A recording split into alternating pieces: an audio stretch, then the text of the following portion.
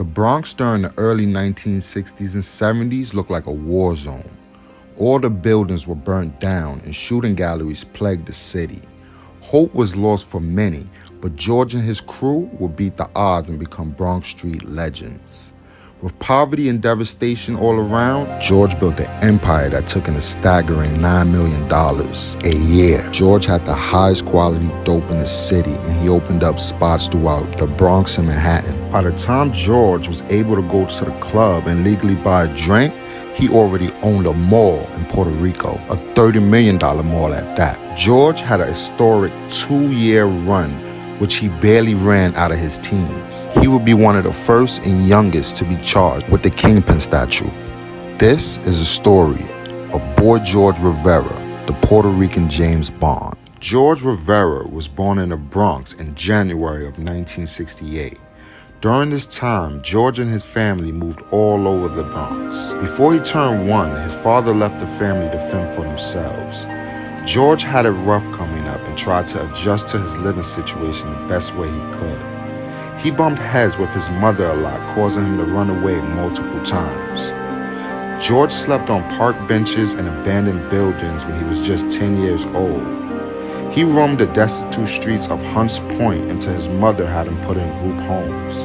By the time George was 13 or 14 years old, he got into some trouble and had to do time at a juvenile facility.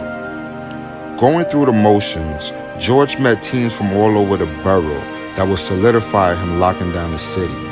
The Bronx was a melting pot of starvation and hopelessness.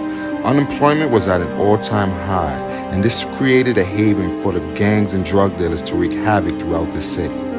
George would eventually drop out of high school and link up with a childhood friend who had a job working for a modern-day cartel. This empire was ran by a crew called the Torres family. The Torres family was in the big leagues. They ran bricks of uncut raw all the way back to the 70s. The organization took a liking to George because he was wise beyond his years. Since George had to fend for himself on the streets at an early age, he became ruthless, disciplined, and about his money. At 17 years old, George was knee-deep in the game. He began recruiting all his friends he met in the group homes and juvenile facilities. His crew expanded to the Grand Concourse, East Tremont, Castle Hill Projects, and Soundview Projects. The money started flooding the blocks, and the Torres family continued supplying him with the raw. George began purchasing houses in Puerto Rico with straight cash. He bought Ferraris, Lambos, and Bentleys. He had so many luxury cars that he decided to open up a business called Tuxedo Enterprises.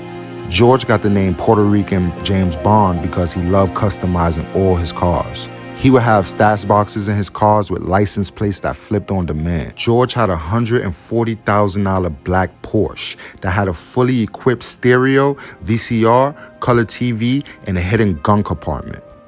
In 1987, he would rise the ranks of his organization when key members of the Torres family began getting locked up. George felt this was the best time to seize control of his destiny and become the boss of all bosses. As George began further building his team, he met a cab driver named 6-0. 6-0 had connections throughout the Bronx and would eventually become George's right-hand man. Things was looking good for George and his team, and they had the best product in the Bronx and Manhattan, and fiends would come from all over the city to cop his work. He decided to separate himself from all the dealers in the area by putting a stamp on his dope called Obsession. Boy George was ahead of his time with marketing strategies that mirrored Fortune 500 companies of today. This brand of dope called Obsession became legendary throughout New York history. He was basically like Frank Lucas back in his day with the Blue Magic. Everything would eventually start to crumble. In 1987, George's original friend who introduced him to the Torres family became a federal informant. He tried to set George up, but George got low and cooled down business for a while. The friend eventually led the police to one of George's multiple traps. There, they found thousands of stamped bags with the name Obsession on them, with triple beam scales and other drug paraphernalia. The feds began building a case against George and using this as evidence against him. George had no clue and began rising up in the hustle game. His trap houses began doing $250,000 a week, and he had to hire financial consultants to help him with washing the money. In April of 1988, George had $600,000 that he wanted to wash and flip on a real estate deal. He met two guys that promised that they could flip his money. George gave these guys the bread and they disappeared with the money. George bodied one of the guys himself and hired a hitman to body the other. This furthered his ruthless reputation in the streets. Since George was hustling hard and flourishing in the game, he wanted to treat his workers for a job well done. This pivotal moment would be the nail in his coffin. On Christmas Eve, 1988, George threw a black tie event for his whole operation. He chartered a yacht downtown for 3 hours with an open bar and buffet and paid for the tuxedos of all his workers. He hired Big Daddy Kane to perform and raffled prizes to his crew that included $50,000, Rolex watches, customized BMWs, and gold and diamond belt buckles for the workers. He was having the time of his life but didn't know the organization had been infiltrated. This night in particular would be used by the government to seal his fate. At 21 years old, George had over 15 dope houses. He continued buying property all over Puerto Rico and the Bronx.